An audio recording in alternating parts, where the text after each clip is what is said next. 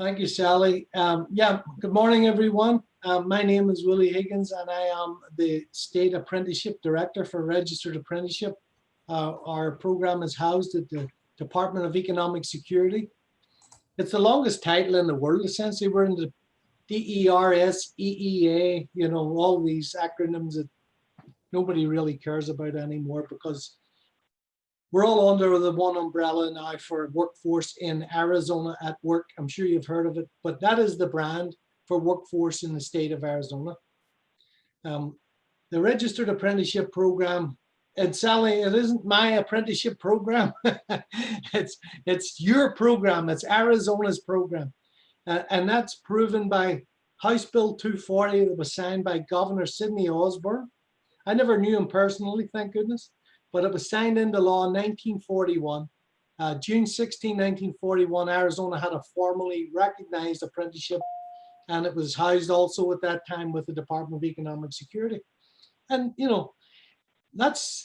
we're celebrating 79 years in registered apprenticeship, and still amazes me to this day how many people have never heard of it. It's crazy. But we're doing a really good job right now. I've been in there almost 8 years. And we've grown substantially in the last 5. We're trying to get away from the traditional programs and create non-traditional opportunities.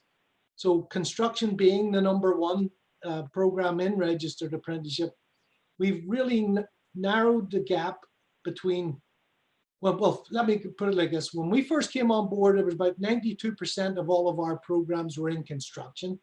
And now that's down to about 75. Which is amazing. No, it's actually less than 75. I would suggest, no, the numbers of apprentices is less than that. The numbers of programs, we have 84 programs that are in construction. We have 245 registered programs. So that's kind of like 30%, right? We have 4,550 registered apprentices as of this morning. That's the most we've ever had over the last lot of years. And quite a few of those, 75% of those are in the construction industry. So that's what I was trying to get to. We cater to 112 different occupations in Arizona. We've got over 1,150 employers participating. We've got associations that are union, non-union. We've got group programs. We've got programs with our utility programs, SRP, TEP, APS, and a lot of the cooperatives that do the line and maintenance there with Palo Verde Nuclear Generating Station. Going into non-traditional stuff, recently we just signed up Arizona State University as a registered program for software developer. We're working with a company called WazU with TransEd for another information technology, cyber occupations. We're working with heavy equipment. We're working with transportation, manufacturing, advanced manufacturing, and the gamut. So being housed with Arizona at Work is, as I said earlier, is the brand for workforce in Arizona. So we have 12 local areas in Arizona. And that one of them includes the 19 tribal nations. So in those areas, they have a business service representative that helps do recruiting to employers in that region and direct job seekers that come into their shops to registered apprenticeships. So that's why we get some people into the apprenticeship program, because a lot of them are statewide entities and hire statewide. So if you ever encounter anybody at Arizona at Work, that's what they do. They help you as an employer. You're free right now to go on to Arizona Job Connection. And if you have an application that you would like to get posted there for a job opportunity, you can give it to them. And they have people, business service representatives, local veteran employment representatives, disabled veteran outreach program specialists. They can help you recruit and get you people that you need. We have a re-entry program that helps with people that are transitioning from the judicial system out into back into civilian workforce. They get some training, and a lot of them people are fantastically smart people that just made a mistake and got incarcerated and are trying to reinvent themselves. So recidivism program that the governor put together is really helping those guys and gals. We have we work with a lot of women in the Fresh Start Women's Foundation with a New Leaf and any of our community-based organizations that help people. You know, we've got a whole group of those. So we're always engaged in all of these things. And if people are looking for people, we can get you people. Now, one of the things that we get from employers is primarily, well, we don't have enough skilled people. And I've identified that already. We haven't got a bustling relationship of career pathways.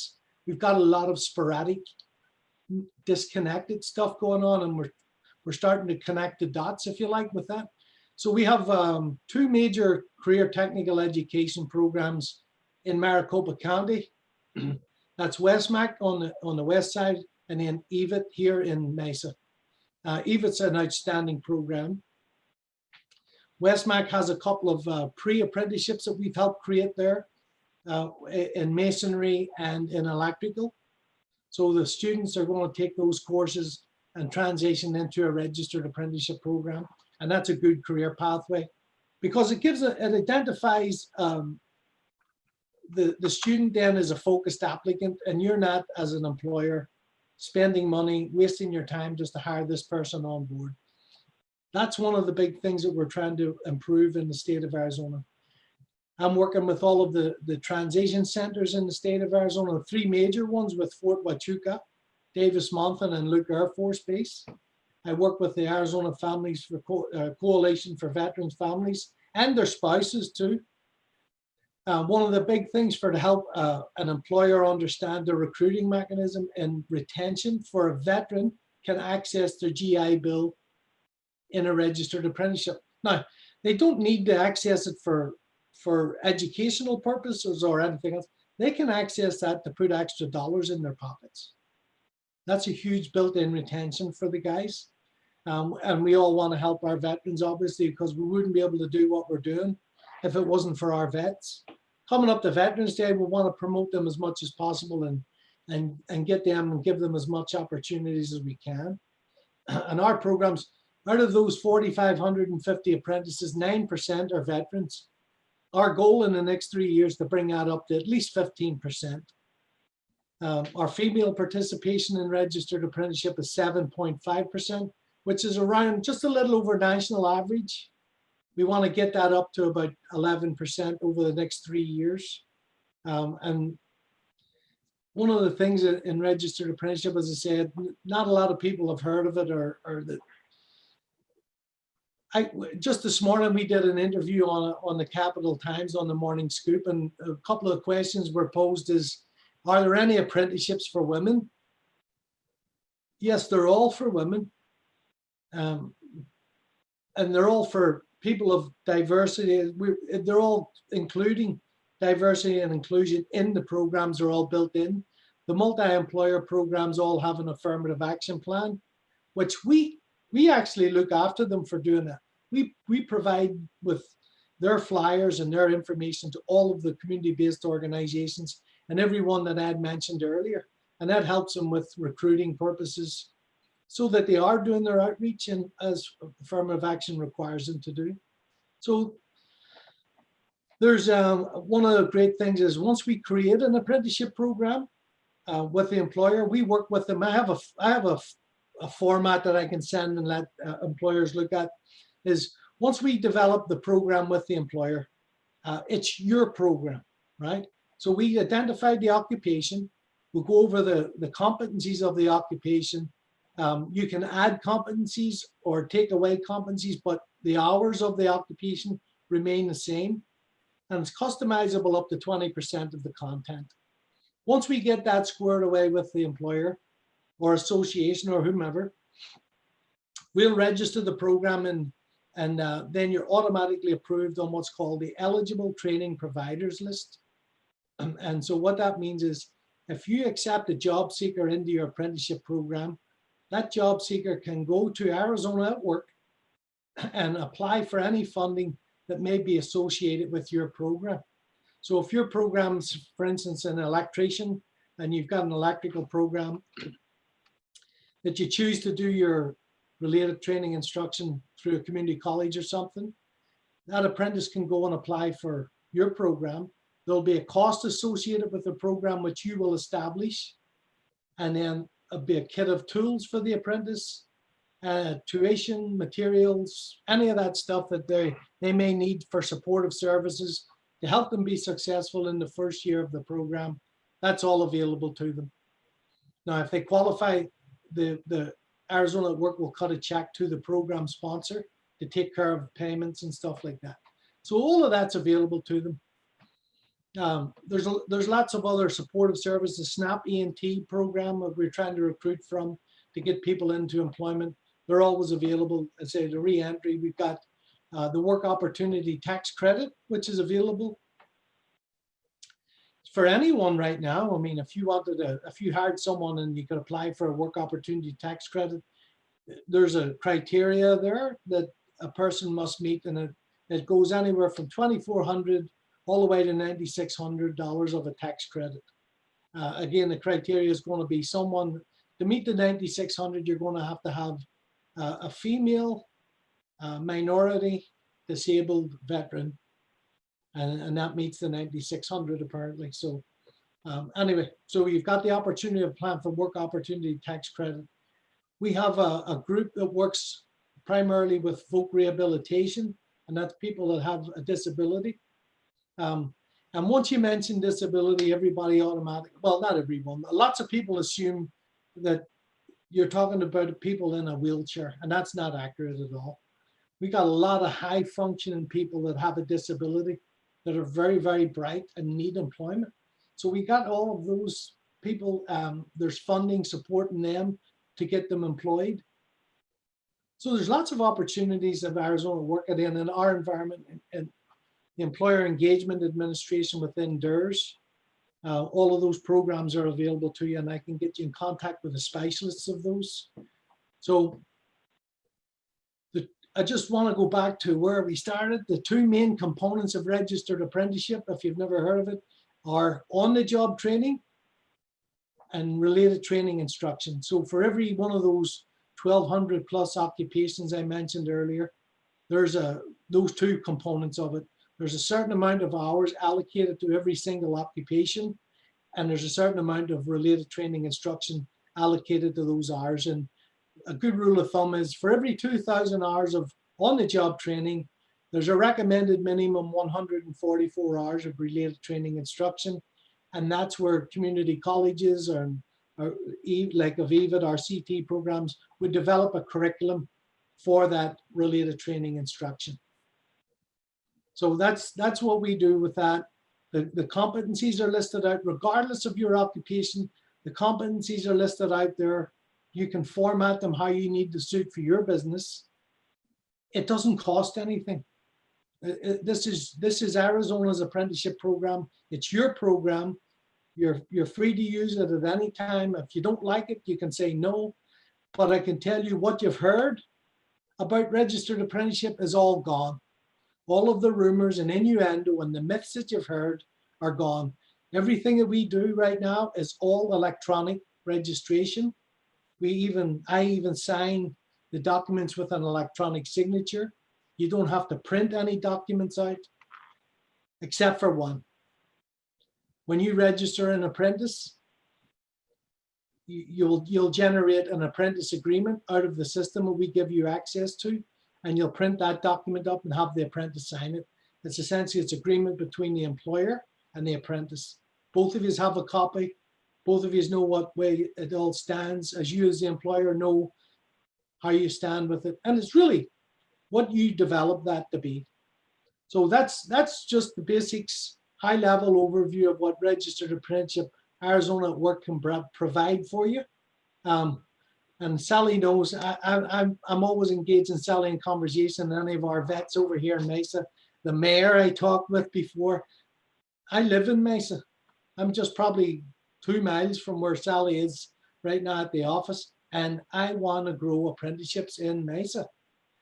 Out of all of the cities in this state, this is the one with probably the least amount of apprenticeships, and it's it's the second largest city in the state, I'm guessing, right? So I would love to get some programs going here and really engage our community college people, our career technical education, and any other entities that we can. We got a huge growth going on in Arizona, and we need the qualified, skilled people here, and we can't do it unless we engage in the training programs. And if you want to do some research on apprenticeship.gov, which is the DOL website, they tell you that apprenticeship is the best bang for the buck. All of the criteria, 94% of apprentices when they complete a program are still employed. The return on investment for every dollar spent is $1.50 in return. You're creating skilled workers. It gives you an opportunity of pouring your company culture into a person, a trainee, someone who you might just fall in love with, that you want to bring and nurture them to be your next superintendent or project manager. All of this is all built into registered apprenticeships. I feel like I've talked for about 2 hours and it's like 10 minutes. So anybody got any questions you would like to ask? Yeah, William, this is Sean Bucher at AmSafe, and you had mentioned that you have over 1,100 employers that are registered. Yeah. Tell me, how does it work, and what's the relationship with those employers? Are they essentially they're registered with you, and so anytime that they need a candidate, they're already set up, or what is the interaction typically between the employer and your organization?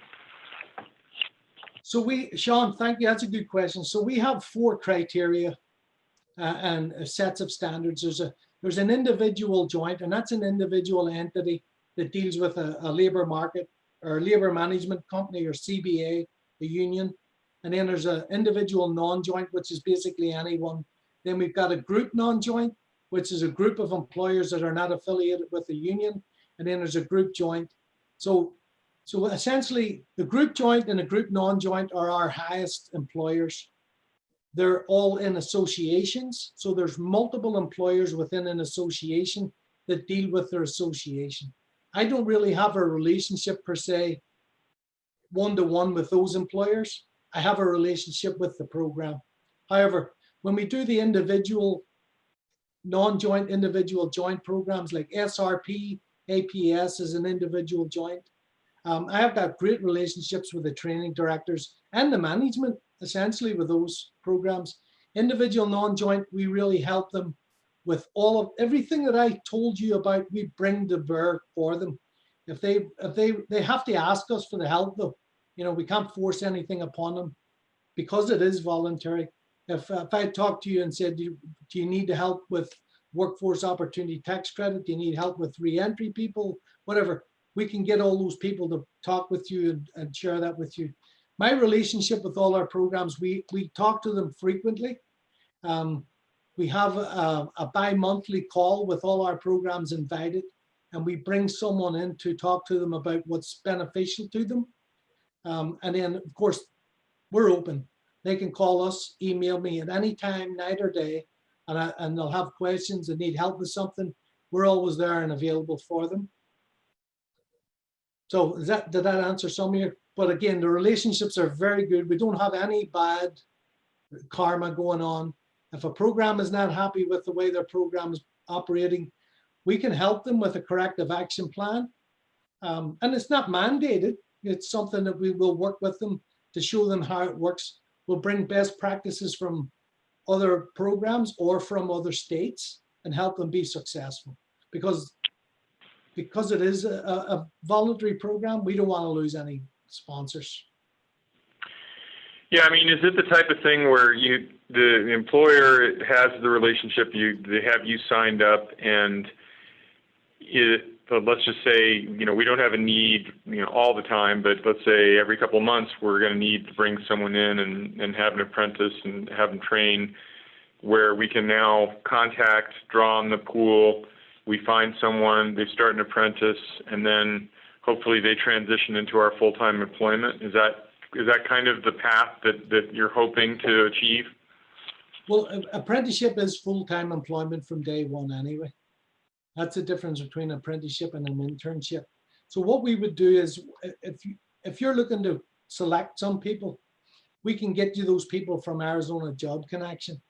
You'll go through your selections based on what your criteria is. We'll search for resumes and get you some candidates to interview.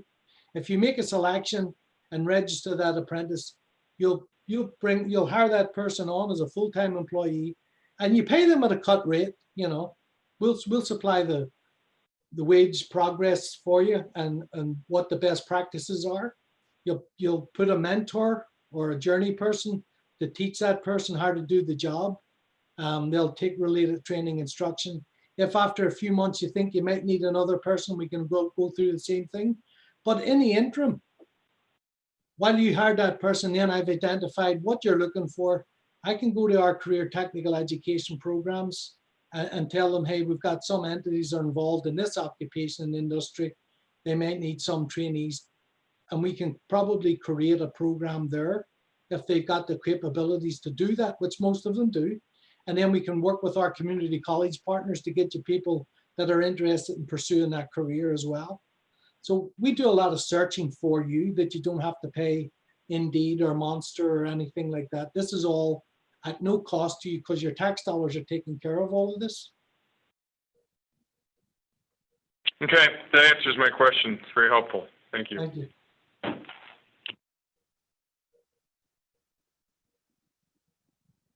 Anyone else?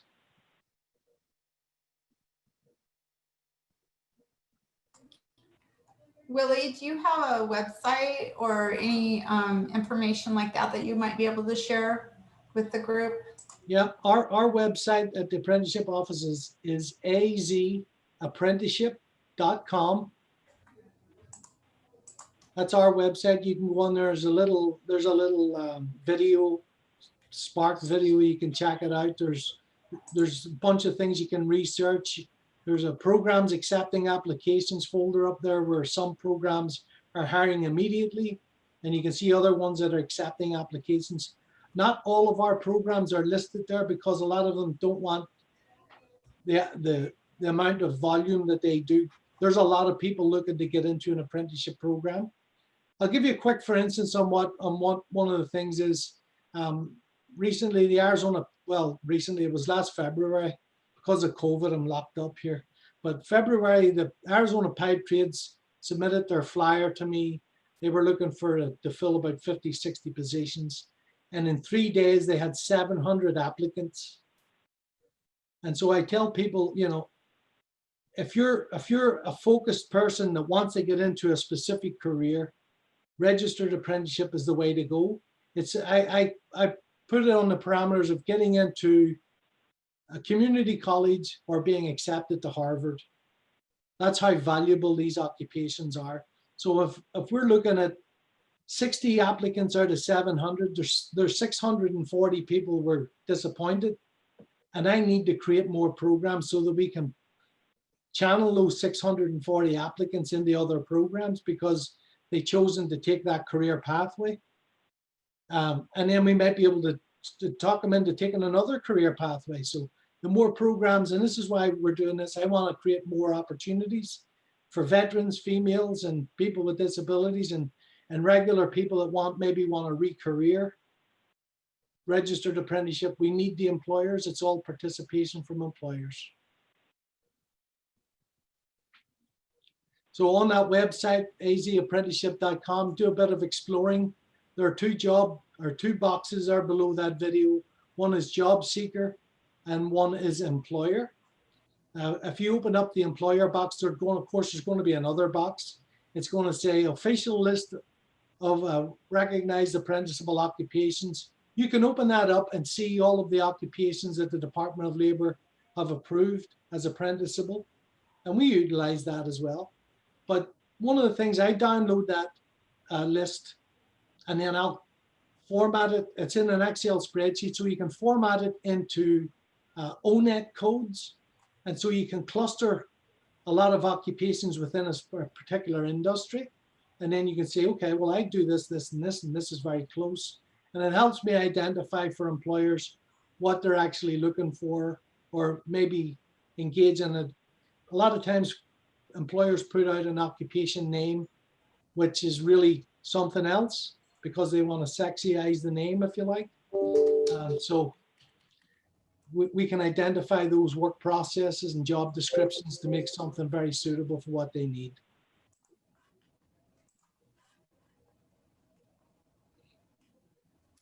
Any other questions?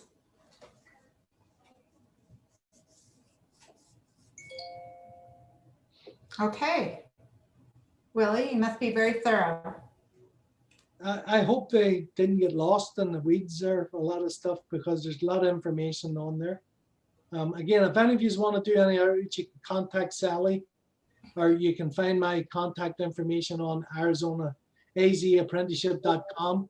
Send me an email if you like. If you want to have a one-on-one conversation, I'm always free and available to do that, or one of my team members will do that for you. Sounds good. All right. Well, we'll wrap it up. I do have this recorded, so we'll save this. I did have a couple of people actually emailing me during this saying that they were having trouble logging on, so we'll get it to them. And at this point, we'll go ahead. Oh, somebody literally just came in the room. Okay. I'm not sure who just logged on, but we are wrapping up. Sally, that was me, Sean. I accidentally hung up on myself and dialed back in. Okay, no and problem. I had asked the question right, I think, and William may have already answered it. The typical duration of an apprenticeship again? It depends on the occupations, but generally it has to be at least a minimum of 2,000 hours. Some programs run 8,000 to 10,000 hours, like an electrician's at 8,000. So you're looking at possibly the 4 to 5 years. But generally, the average is 2 to 4 years. Okay, thank you. You're welcome. Willie, what commitment does the apprentice or trainee have to the company after the apprenticeship program is done? There is no, this is one of the things we keep getting asked. Do we need to get a contract signed? And we can't do that, unfortunately. And it's not me. It's just the law tells you can't indenture someone like that. But what I would suggest is use the time that you have. You can identify, first of all, within the first 6 months, whether that apprentice is going to be a good fit for your company. And if you do identify that person as a good fit and they're a great worker, you can pour into them your company culture. And that's where you build that relationship. It's the relationship that you build with the person that keeps them employed with you. And we found it isn't money. It's not the money. Money's nice to have, but the relationship an employer has with the people always keeps them on board. So there's no contract that they would sign. Unfortunately, a lot of people would like to do that, but we can't do anything like that.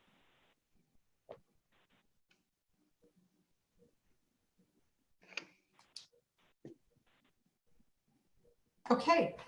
All right. Well, with that, we'll go ahead and end. And I will send this recording to the folks that asked for it. And if you need Willie's information, I've got it, so I can get that to you also. Willie, thank you very much. And I think there's a couple of you at least on here that are going to be at the Maricopa College's job fair with us in a couple of weeks online. So hopefully between the two programs, we can get you guys some employees. Wonderful. All right. Thank you so much, Thank you Sally. all. I really appreciate it. You bet. Thank you. Thank you, See you guys later. Bye-bye. Bye-bye.